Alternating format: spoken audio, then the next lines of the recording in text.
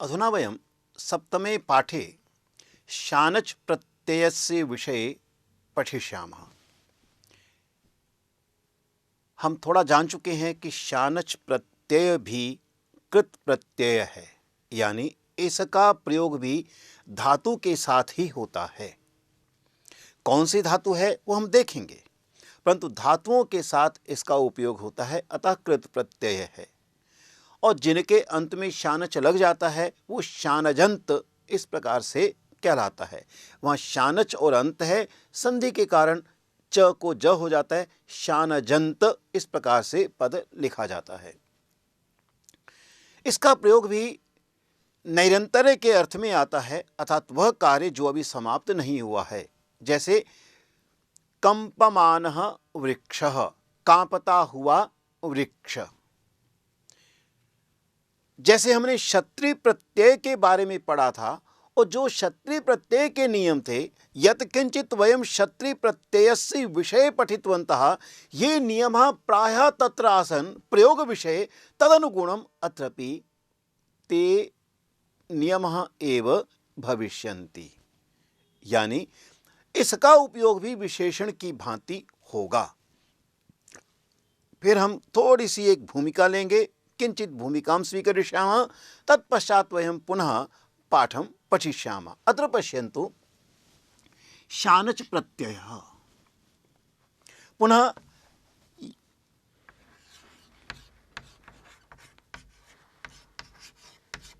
जिनके साथ शानच लग जाता है वो फिर शानजंत कहलाता है।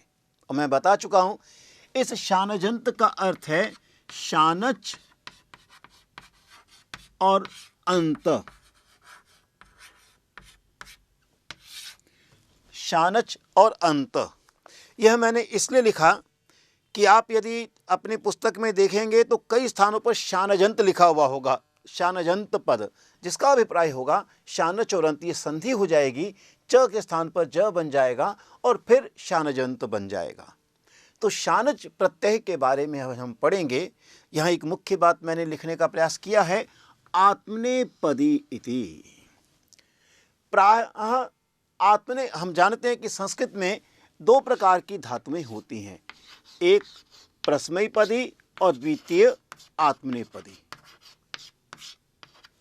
शानच प्रत्यय का प्रयोग आत्मनेपदी धातुओं के साथ होता है, इसलिए हम कहते हैं आत्मनेपदी धातु और शानच।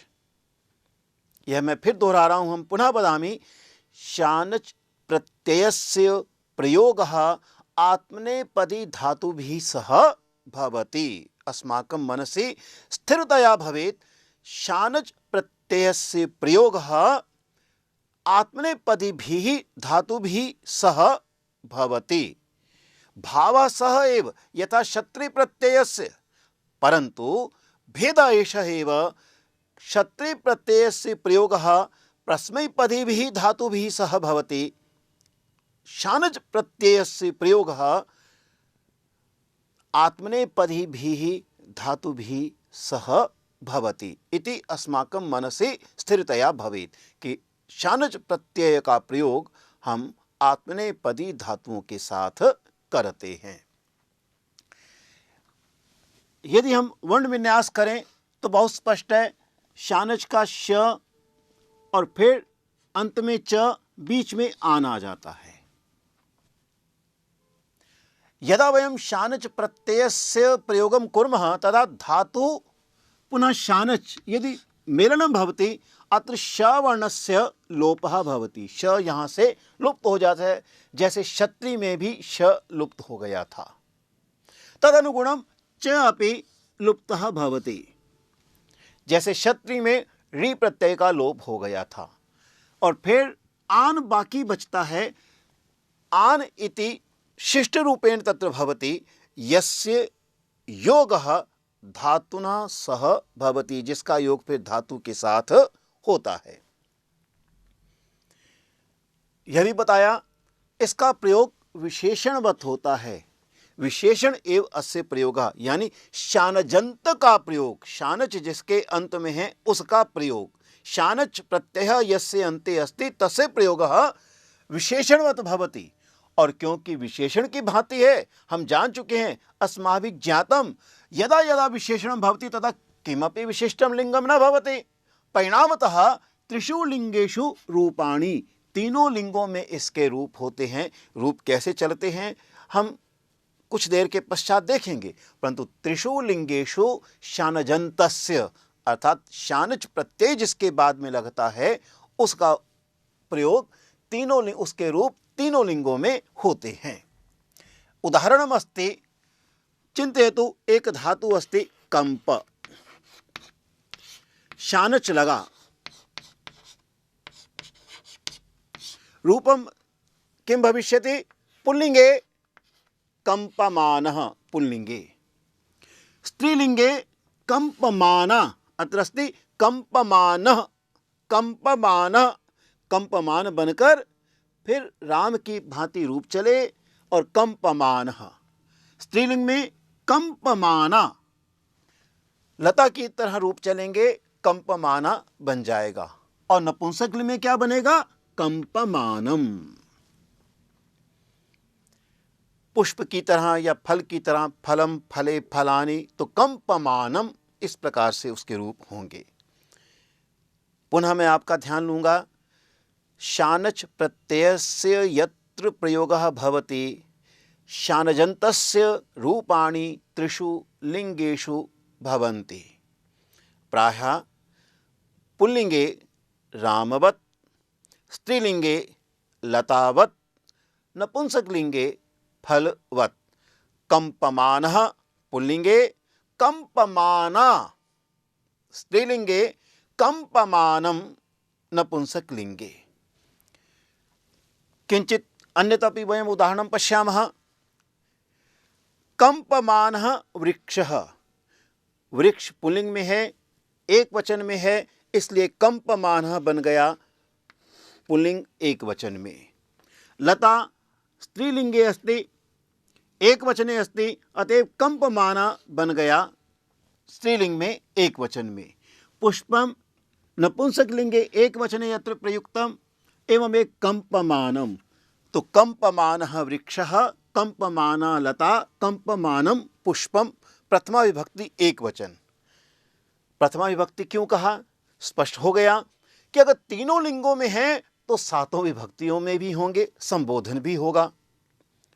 अतः भिन्न भिन्न विभक्तियों में इसके रूप चलेंगे, 7 विभक्तियां और संबोधन। एक और उदाहरण लेते हैं।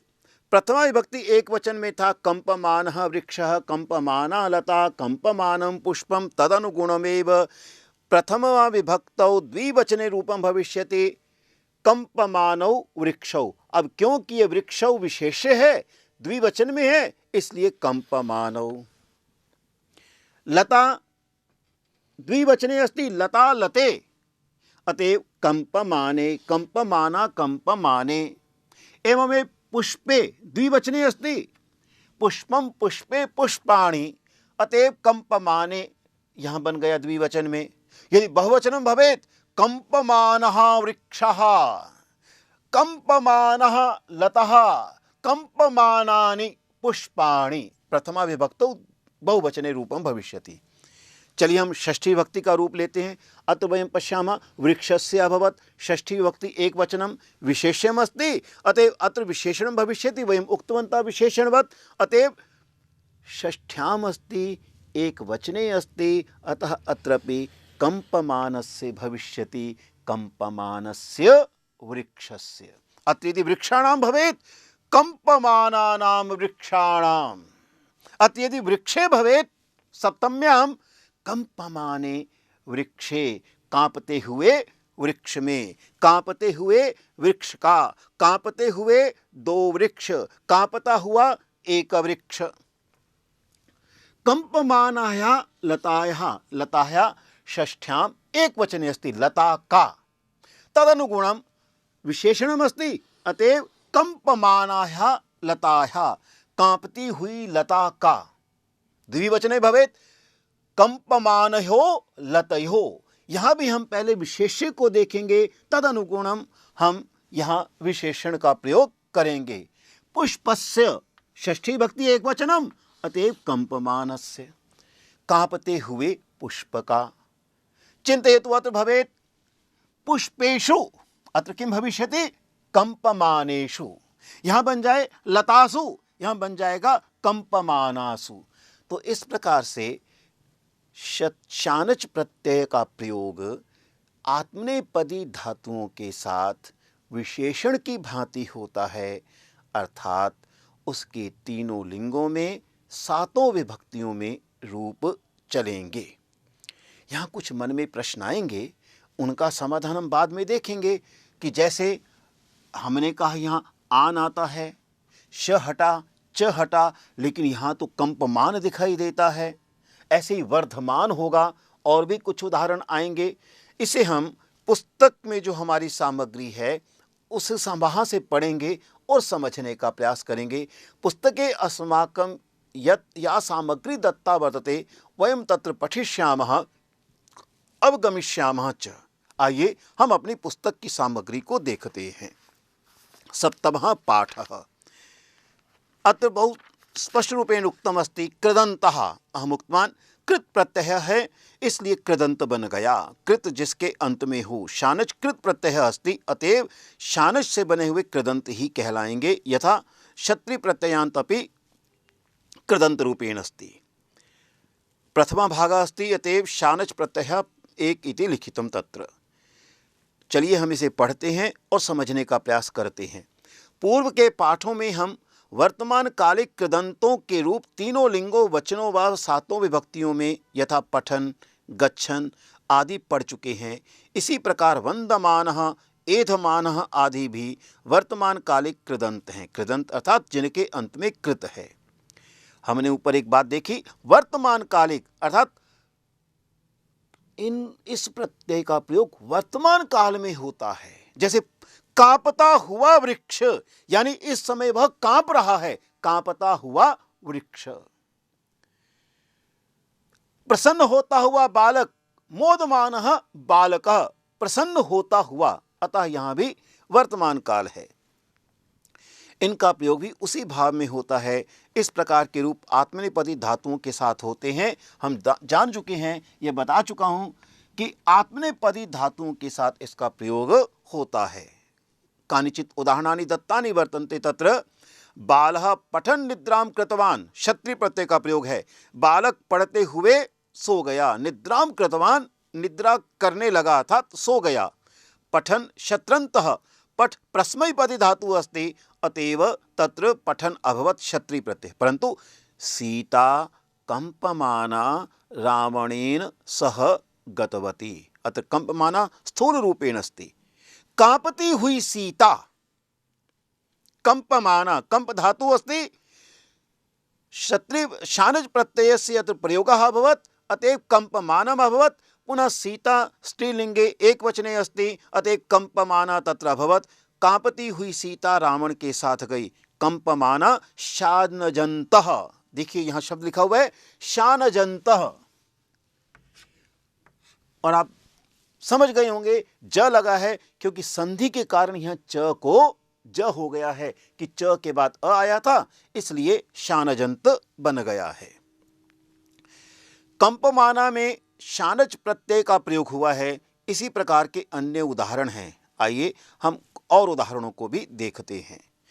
तत्र वंदमानः भक्तः एव श्रीकरः।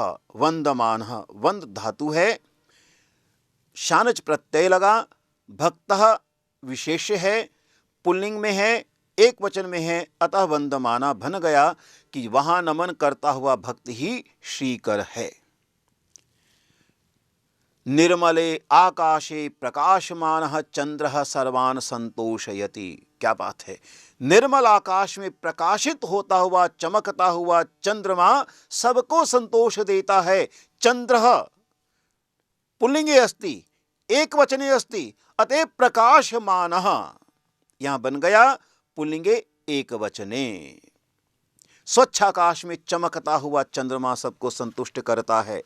कार्यक्रमे भाषमाणः संतोषः अद्य मम गृहम् आगच्छति। एक व्यक्ति है, उसका नाम संतोष है और वह भाषण दे रहा, तो कहा कार्यक्रमे भाषमाणः संतोषः। भाष धातु है, आत्मनेपदी है, संतोष क्योंकि विशेष्य है, पुल्लिंग में है, एक वचन में है, तो भाषमाण भी जो बना था ण हुआ है श आने के कारण, संधि है, हम जान भी चुके हैं, जानेंगे भी। तो भाषमाणा, भाषण करता हुआ संतोष आज मेरे घर आता है। उद्याने वायुना कंपमानः वृक्षः शिरः चालयन्ते एव दृश्यन्ते। कंपमानः वृक्षः, वृक्षा पुल्लिंगे अस्ति, बहुवचने अस्ति, तदनुगुणम कंपमानः कि उद्यान में वायु से कांपते हुए वृक्ष जो हैं ऐसा प्रतीत होते हैं, शिरः चालयन्तः, सिर को चला रहे हैं, जैसे सिर हिला रहे हैं, इस प्रकार से दिख रहे हैं। याचमानः भिक्षुकः दैन्यम प्रदर्शयन्ति। याच धातु भी आत्मनेपदी है, भिक्षुकः विशेष्य है, परिणामतः याचमानः बन गया, क्योंकि याच आत्मनेपदी है और फिर पुल्लिंग बहुवचन में याचमानः भिक्षुकः उसका विशेषण बनकर पुल्लिंग प्रथमा विभक्ति में बहुवचन का रूप बन गया। लंबमानम बालकम गृहीतवान, बालक ने लटकते हुए, लंबमानम फलम बालकः गृहीतवान, बालक ने लटकते हुए फल, एक फल लटक रहा है उसके बारे में कहा, फल को प्राप्त किया। फलम नपुंसक लिंगे अस्ति, एक वचने अस्ति, द्वितीय विभक्तौ अस्ति, अतएव लंबमानम द्वितीयायाम एक वचने रूपम अभवत नपुंसक लिंगे, लंबमानम फलम बालकः गृहीतवान। शोभमानानि भवनानि जनेषु आनंदम जनयन्ति। भवनानि नपुंसक लिंगे बहुवचने अस्ति, अतएव शोभमानानि, शोभमान यह शब्द जो शानच के साथ जुड़ा है, शोभ धातु है, तो इस प्रकार से शोभमानानि भवनानि। पलायमानम मित्रम, मित्र क्योंकि नपुंसक लिंग में है, एक वचन में है, तो वहां भी पलायमानम आ गया। पलायमानम मित्रम शीघ्रम धावति। कार्यम आरभमाणा शीला देवं प्रार्थितवती। तो आरभमाणा शीला स्त्रीलिंगे अस्ति, एक वचनस्य रूपम अस्ति, उसी प्रकार से आरभमाणा भी आत्मनेपदी धातु होने के कारण वहां भी प्रयोग उसी प्रकार से हो गया है।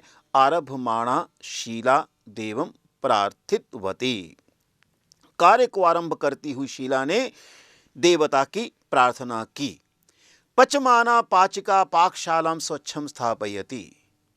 पकाती हुई महिला पाकशाला को स्वच्छ रखती है। पाचिका स्त्रीलिंगे अस्ति, एक वचने अस्ति, प्रथमा विभक्तौ अस्ति, अतः पचमाना अपि स्त्रीलिंगे एक वचने प्रथमा विभक्तौ प्रयोगः। पच धातु शानच प्रत्यय बना, तो पचमान उससे फिर रूप विशेषण के रूप में इसका प्रयोग होकर पचमाना बना। ऐसे ही बाध माना शिरोवेदना शीघ्रम न गच्छति। शिरोवेदना के कारण बाध माना शब्द का प्रयोग यहाँ हो गया है, पद का प्रयोग यहाँ हो गया है। अधीयानः छात्रः उत्तम फलितांशं प्राप्नुवन्ति। अधीयानः अध्ययन करते हुए, यहाँ भी छात्रः का विशेषण होने के कारण अधीयानः पद का प्रयोग हुआ है, शानच प्रत्यय वहाँ लगा है, और हम जानते हैं कि वहाँ प्रथमा विभक्ति है, बहुवचन है, तो अधीयानः भी प्रथमा विभक्तौ बहुवचनस्य रूपम तत्र दृश्यते। पुनः कार्यं कुर्वाणः कर्मकर्यः अधिकं धनम इष्टवत्यः। कार्यं कुर्वाणः कर्मकर्यः, कर्मकर्यः स्त्रीलिंग में है और उस दृष्टि से कुर्वाणः बन गया। स्त्रीलिंग में बहुवचन में प्रथमा विभक्ति में प्रयोग है। हम थोड़ा सा, मैं 12वें वाक्य को पुनः ले रहा हूँ, द्वादशम वाक्यम पुनः पश्यामि। अधीयानः छात्रः, अब छात्र यहाँ स्त्रीलिंग में भी हो सकता है, उस दृष्टि से अधीयानः का प्रयोग भी किया गया है। चतुर्दश वाक्य को देखते हैं। शयानः वृद्धः प्रातः उष्णपानीयम इच्छन्ति। वृद्धः बहुवचन का प्रयोग है, प्रथमा विभक्ति में है, इसलिए शयानः उसका विशेषण की भांति प्रयोग हुआ और वह बन गया शयानः वृद्धः। फिर भुञ्जानः भगिन्यः मधुरम न स्वीकुर्वन्ति। भुञ्जानः भगिन्यः, भगिन्यः भगिनी मूल शब्द है और फिर उसका प्रथमा विभक्ति में बहुवचन का रूप बना भगिन्यः, उसी के अनुसार भुंजानः, खाती हुई, भोग करती हुई, इस उसका अर्थ बनेगा भुंजानः। भुंज धातु है और उसका स्त्रीलिंग में शानच प्रत्यय के साथ जो प्रयोग बना प्रथमा विभक्ति में बहुवचन में भुंजानः, आत्मनेपदी है, इसलिए शानच प्रत्यय का प्रयोग हुआ है। इस प्रकार से हम देख रहे हैं इस पाठ में ये जो 15 वाक्य दिए गए हैं उन सब वाक्यों में बहुत स्पष्ट रूप से दिखाई दिया है जैसा लिंग, जैसा वचन, जैसी विभक्ति, हालांकि यहाँ प्रथमा विभक्ति में ही उसका प्रयोग हुआ है, विशेष्य की है, उसी प्रकार से शानच प्रत्यय का प्रयोग हुआ है, विशेषण की भांति प्रयोग हुआ है, उसी वचन में हुआ है, उसी लिंग में हुआ है। अब यहाँ कुछ सिखाया गया है, शानच प्रत्यय के बारे में कुछ बात बताई गई है। अब उसे हम थोड़ा सा पढ़कर समझने का प्रयास करेंगे। मैं मुख्य बिंदुओं को स्पष्ट करता चलूँगा और आप ज़रा ध्यान से अपनी पुस्तक को पढ़कर देखेंगे। यह प्रत्यय उस क्रिया का द्योतक है जो प्रारंभ तो कर दी गई है परंतु अभी समाप्त नहीं हुई।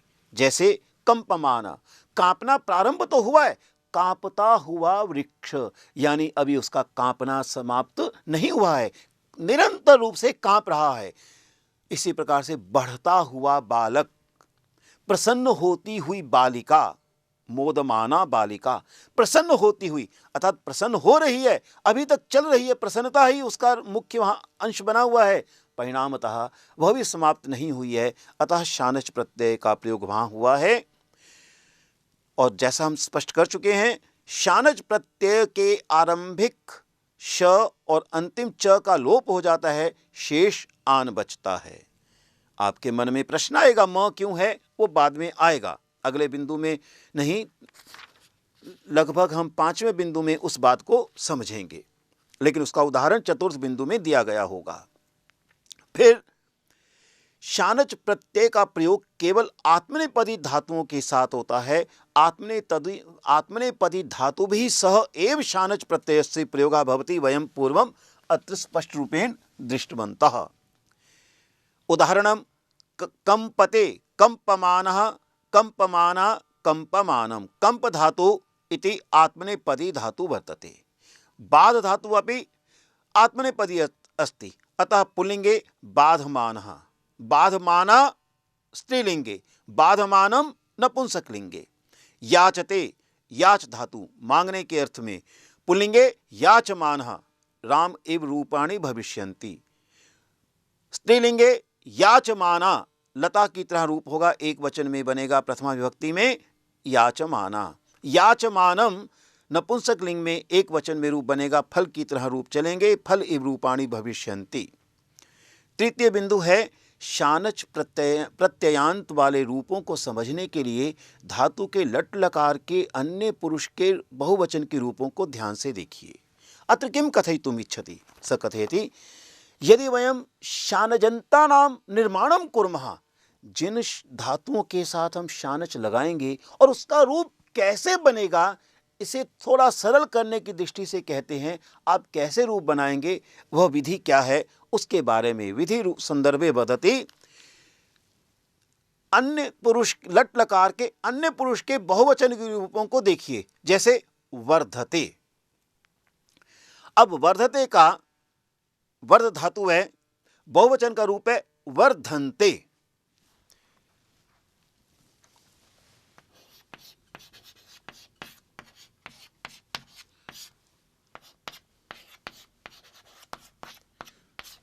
बढ़ना, उसका बहुवचन का रूप है वर्धन्ते। इसी प्रकार से चिनुते, चिन्वते, कुरुते, कुर्वते, भुंक्ते, भुंजते। फिर कहते हैं, देखिए शानच प्रत्यय, इसी से आप देखेंगे जैसे वर्धन्ते, तो यहां यह हट जाएगा, तो ये बन गया वर्ध बचा, तो वर्धमानः। चिन्वानः, उसी प्रकार से वते हटा, चिन्ह रह गया, चिन्वानः। कुर्वते का ते हटा, कुर्व रह गया, कुर्वाणः। भुंजते का ते हटा, भुंज रह गया, भुंजानः। यानी अगर हम बहुवचन के रूपों को देखते हैं, लट लकार के रूपों को, तो फिर हम देखेंगे उसके अंतिम जो प्रत्यय का रूप है, जैसे ते, ते, ते, ते, इन्हें हटा दीजिए और जो बचेगा जैसे वर्ध, चिन्व, कोर्व, भुंज, उसके बाद आप फिर माना आना जो आएगा वो कैसे आएगा वो आगे बताया गया है, आप उसे जोड़कर बना देंगे तो वर्धमान इस प्रकार से बन जाएगा। वर्धमान बता चुके हैं हम पहले, वान, मान और आन इस प्रकार से बच लगेगा। फिर चतुर्थ बिंदु है शानच प्रत्ययांत वाले शब्दों के रूप तीनों लिंगों, तीनों वचनों व सातों विभक्तियों में चलते हैं। संबोधन भी मैं बता चुका हूं, उस प्रकार से उसका प्रयोग किया जा सकता है। क्योंकि विशेषण है, यहाँ यही बात मुख्य है। मुख्य बिंदु तत्र वर्तते एतेषां पदानां प्रयोगः विशेषणवत् भवति, अतः त्रिषु लिंगेषु प्रयोगः प्रायः प्राप्यते। रूपाणि भवन्ति एव। पुनः यदि रूपाणि त्रिषु लिंगेषु सन्ति तो विभक्तिषु अपि भविष्यति, एकवचने अपि, द्विवचने अपि, बहुवचने अपि, तदनुगुणं रूपाणि चलिष्यन्ति। इस पांचवें बिंदु में हम पढ़ेंगे विशेष रूप से क्या अंतर है, क्यों वर्धमान है या फिर क्यों चिन्हवान है। अतः मैं धीरे धीरे से शनैः शनैः अहं पठिष्यामि, सावधानं शृण्वन्तु, अनेकानि उदाहरणानि अपि अहम् अत्र दास्यामि।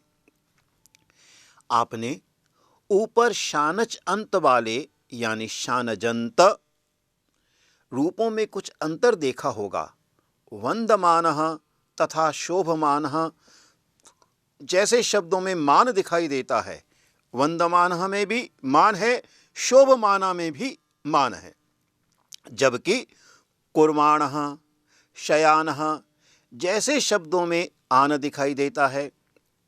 इसे समझने के लिए लट लकार के प्रथम पुरुष के एक वचन के रूपों को समझिए, अर्थात जो आत्मनेपदी धातुएं हैं उनके लट लकार में आत्मनेपदी, कारण शानच प्रत्ययस्य प्रयोगः कुत्र भवति, आत्मनेपदी धातु भी सह, आत्मनेपदी धातुओं के साथ। अतः आत्मनेपदी धातु भी सह यदा भवति तो स्वाभाविक रूपेण वयं तेषाम् एव रूपाणि तत्र द्रक्ष्यामः। प्रथम पुरुष के एक वचन के रूपों को समझिए। यदि उसमें ह्रस्व आकार है, जैसे वंदते अथवा शोभते में तो आन से पूर्व म वर्ण जोड़ दिया जाता है, अतः शानजंत का रूप वंदमान अथवा शोभमान हो जाता है। यदि कोई अन्य स्वर हो जैसे कुरुते और शेते तो केवल शानच का यानी आन जोड़ दिया जाता है। उदाहरण स्पंदते, स्पंदमानः, शेते, शयाना। आइए हम यहाँ देखते हैं। यहाँ मैंने दो श्रेणियाँ ली हैं, तत्र श्रेणी द्वयं वर्तते। वर्धते अत्र वयं पश्यामः, यदि वयं वर्णविन्यासं कुर्मः व र ध अ ते, अत्र यदि कुर्मः च इ न उ ते, अत्र वयं किं पश्यामः, यदि ते अत्र अस्ति तस्मात् पूर्वं किम् अस्ति, ह्रस्व अ वर्तते। पुनः पश्यामः, वर्धते इति क्रियापदस्य यदि वर्णविन्यासः क्रियते व मध्ये अ अपि अस्ति, व अ र ध अ ते, वर्धते इति। अत्र ते इति इतः पूर्वम् अ अस्ति, ह्रस्व अस्ति। अत्र पश्यामः च इ न उ ते, यहाँ ते से पहले क्या है, उ है, यहाँ ते से पहले क्या है, अ है। अब सब में देखिए, मोदते द अ ते, शोभते अ ते, याचते अ ते, शते अ ते, डयते अ ते, वंदते अ ते, स्पंदते अ ते, सब में यहां ते से पहले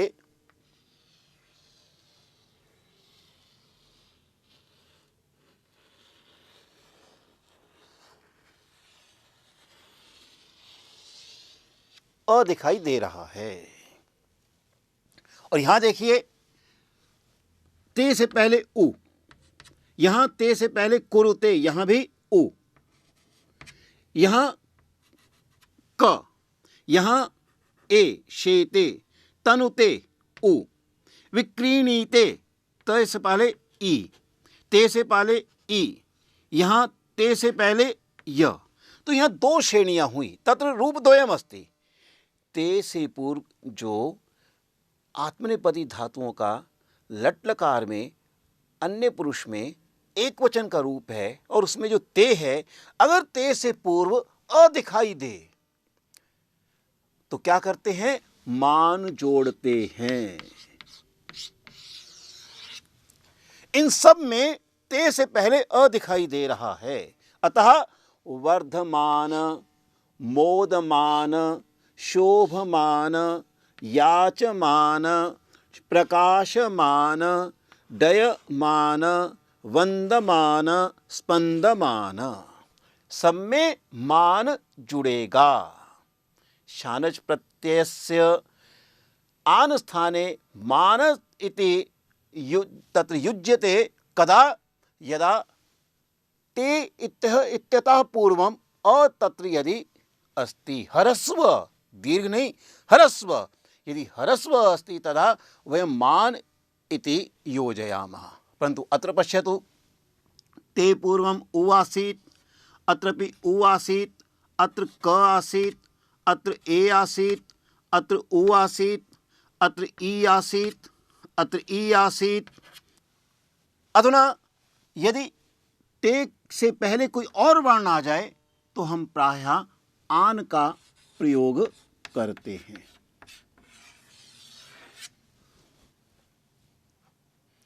आन का प्रयोग करते हैं। तो इसलिए यहां बना चिन्हवान। यह ठीक है कि ऊ के बाद आन आने के कारण संधि होकर बन गया वान, कुर्वाण। इसी तरह से भुंजान, यहाँ भी संधि होगी, क के स्थान पर ज हुआ। शयान, तनवान, विक्रीणान, और उसके पश्चात गृहणान इति हमारा पद बन गया। अधीते है तो अधियान, इस प्रकार से उसका पद बन गया। तो यही बात यहाँ समझाने का प्रयास किया गया है। उदाहरण, स्पंदते स्पंदमानः शेते शयानः। स्पंदते में ते से पहले ह्रस्व आकार है, अतः मान जोड़ा गया है, जबकि शेते में ते से पूर्व एकार है, इसलिए आन जोड़ा गया है। और मैंने बताया था कि यहाँ अधीते मूलतः है और इस तरह से ई पहले होने के कारण अधियान, इस प्रकार से उसका रूप हमारे पास आता है।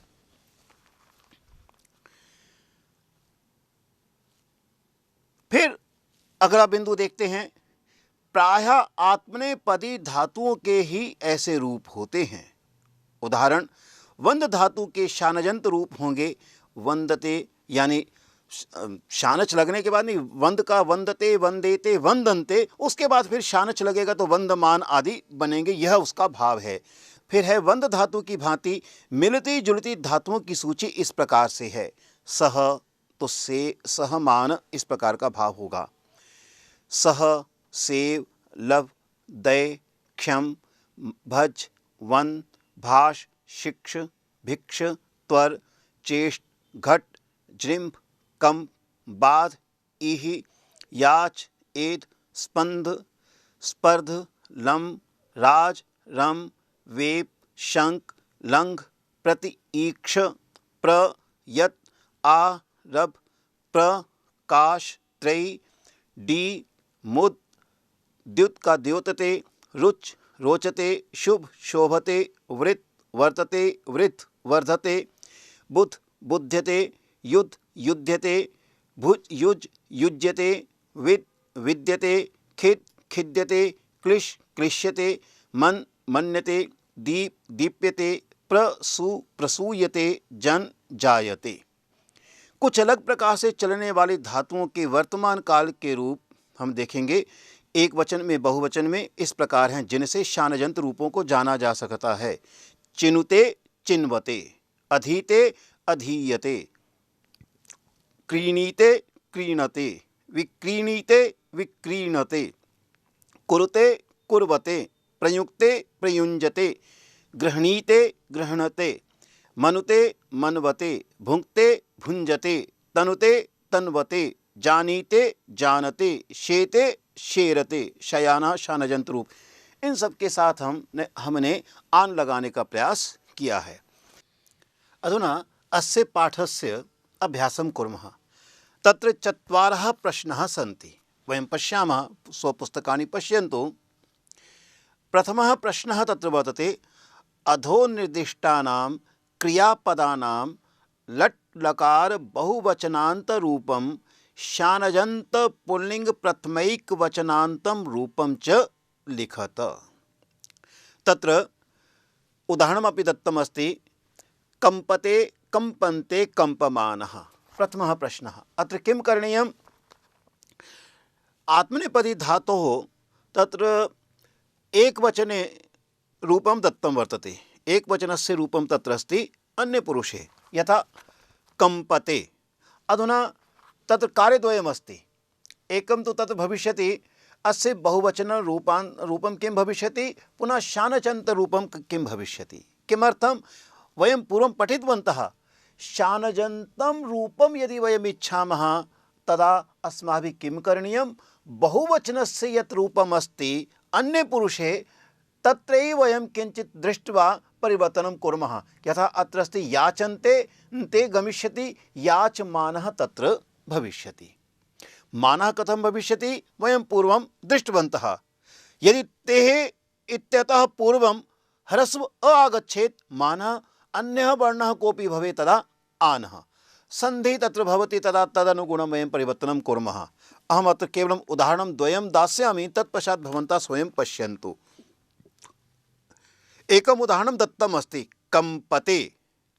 अतः बहुवचनान्तं रूपं भविष्यति कंपन्ते, शानजन्तं रूपं भविष्यति कंपमानः। एवमेव याचते, अस्य भविष्यति याचन्ते। पुनः शानजन्त रूपं किं भविष्यति? याचस्ति, याचमानः। एवमेव अग्रे वयं द्रक्ष्यामः, जिम्भते, शङ्कते, वेपते, डयते, पुनः कुर्वते, कुरुते। कुरुते स्थाने भविष्यति कुर्वते बहुवचनस्य रूपं कुर्वाणः। अत्र तेः पूर्वं वयं पश्यामः किमस्ति, ह्रस्व न तत्र वर्तते, कुरुते। अत्र पश्यतु उ अस्ति, अतएव कुर्वाणः। अत्र अ आसीत्, अतएव याचमानः। मान आन कृते एकवचनस्य रूपं पश्यामः, परन्तु शानच् प्रत्ययस्य यदा योगः क्रियते तदा वयं पश्यामः बहुवचनस्य रूपं। तदा कार्यं सरलं भवति। केवलं कार्यं सरलं भवेत्, तदनुगुणम् एषः बिन्दुः तत्र उक्तः। एवमेव अग्रे वयं स्वयं करिष्यामः, पुनः मेलनं करिष्यामः। अन्तिमे पृष्ठे उत्तराणि दत्तानि, तत्र वयं द्रक्ष्यामः। द्वितीय प्रश्ने अधो निर्दिष्टानां बहुवचनान्तरूपाणि लिखत। प्रथमरूपेण अस्ति यथा भजमाना भक्ता। अधुना तत्र वयं बहुवचनं करिष्यामः। भजमानः भक्तः बहुवचनस्य रूपं। भक्तः विशेष्यम् अस्ति, बहुवचने अस्ति, प्रथमा विभक्तौ अस्ति, अतः भजमानः प्रथमा विभक्तौ बहुवचनस्य रूपम्। एवं पंचमे तत्र उक्तमस्ति क्षममाणा मातरः। बहुवचने वयं करिष्यामः, तत्र लिखितमस्ति क्षममाणा माता। माता एकवचने, अतः क्षममाणा, परन्तु बहुवचने किं भविष्यति? मातरः। अतएव क्षममाणः मातरः इति रूपं तत्र भविष्यति। मध्ये रममाणं मित्रं, स्वाभाविकमस्ति मित्राणि, रममाणानि मित्राणि। एवमेव शोभमानः विद्यालयः, विद्यमानः छात्रः, क्षममाणा माता, गृह्णानः शिक्षकः, जानानः अधिकारी। एवं चिन्वाना सखी। तत्र किं भविष्यति? चिन्वानः सख्यः, सखी इति सख्यः चिन्वानः बहुवचनस्य रूपं भविष्यति। एवमेव तृतीयं प्रश्नं पश्यन्तु। आवरणे दत्तानां क्रियापदानां शानजन्तरूपैः सृक्तस्थानानि पूरयत। तत्र किं द्रष्टव्यं? तत्र द्रष्टव्यमस्ति विशेष्यं यत् अस्ति तस्य विशेष्यस्य लिङ्गं वचनं विभक्ति केन रूपेण तदनुगुणम् अस्य प्रयोगः। यथा उदाहरणं लज्जमाना कन्या मौनम् आश्रितवती लज्जते। अधुना कन्या स्त्रीलिङ्गे अस्ति, एकवचने अस्ति, प्रथमा विभक्तौ अस्ति, अतएव लज्जमाना स्त्रीलिङ्गे अभवत्। यथा पूर्वं वयं पठितवन्तः शानच् प्रत्ययान्तानां प्रायः रूपाणि स्त्रीलिङ्गे लतावत् चलन्ति। अतएव लज्जमाना कन्या मौनम् आश्रितवती। एवमेव कष्टानि सा प्रबुद्धा जाता सहते। सो कष्टानि सहमाना सा प्रबुद्धा जाता। एवमेव वयम् अग्रे द्रक्ष्यामः। पुनः उत्तराणां मेलनं तत्र करिष्यामः अन्तिमे पृष्ठे। चतुर्थम् अभ्यासं पश्यन्तु। तत्र वाक्यद्वयमस्ति। उदाहरणं सैनिकाः युध्यन्ते पुत्रान् स्मरन्ति। ते कथयन्ति एकं वाक्यमिति करोतु। वाक्यानि परिवर्तयतु। सैनिकाः युध्यन्ते एकं वाक्यं, पुत्रान् स्मरन्ति द्वितीयं वाक्यं। परन्तु एकं वाक्यं कथं भविष्यति? युध्यमानः सैनिकाः पुत्रान् स्मरन्ति। युद्ध करते हुए सैनिक अपने बेटों को याद करते हैं, पुत्रों को याद करते हैं। पुत्रों पुत्र्योः उभय तत्र भावः तत्र वर्तते। उभयरूपेण एव भावः अस्ति। सैनिकाः युध्यन्ते पुत्रान् स्मरन्ति, युध्यमानः सैनिकाः पुत्रान् स्मरन्ति। एवमेव अर्चकः स्नानं कुरुते स्तोत्राणि वदति। वयं किं करिष्यामः? अत्र कुरुते स्थाने कुर्वाणः भविष्यति। स्नानं कुर्वाणः अर्चकः स्तोत्राणि वदति। स्नानं कुर्वाणः अर्चकः स्तोत्राणि वदति। एवमेव अश्विनी वाक्यं प्रयुक्ते चित्राणि दर्शयति। वाक्यं प्रयुञ्जाना अश्विनी चित्राणि दर्शयति। तृतीयं वाक्यं तत्र वर्तते। पश्यन्तु। मित्रं शेते स्वप्नालापं करोति। शयानं मित्रं स्वप्नालापं करोति। अनेन प्रकारेण वयं तत्र यानि उदाहरणानि सन्ति। यथा छात्राः सम्यक् अधीयते, उत्तमान् अंकान् प्राप्नुवन्ति, ललनः सुन्दरं भाषन्ते, जनान् आकर्षन्ति, कीटः बाधन्ते, सस्यानि नाशयन्ति, राजकुमारः शोभते, सभां प्रविशति, सन्यासी स्पन्दते, परिहारं सूचयति। भवन्तः प्रयासं कुर्वन्तु। यदि अशुद्धम् उत्तरम् अस्ति किमर्थम् इति चिन्तयतु।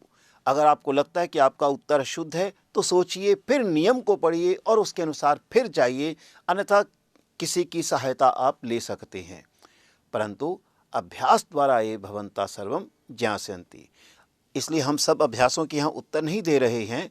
आप अभ्यास कीजिएगा। यत्र कुत्र किंचित नावीन्यमासीत् अहम तत्र उदाहरण रूपेण तत्र उक्तवान। अन्यथा आपको स्वयं अभ्यास करना होगा और गलत होने पर कारणों को जानिए, फिर उसे शुद्ध करने का प्रयास कीजिए। संपूर्ण पाठ को यदि उत्तरम अशुद्धम अस्ति किमर्थम अशुद्धम अभवत् इति चिन्तयतु। पाठं पुनः पठतु, नियमं जानन्तु, तत्पश्चात् भवन्तः ज्ञास्यन्ति, तदा शुद्धमपि करिष्यन्ति। करत करत अभ्यास के जड़मति होत सुजान, इस प्रकार का एक कथन प्रसिद्ध भी है। धन्यवाद।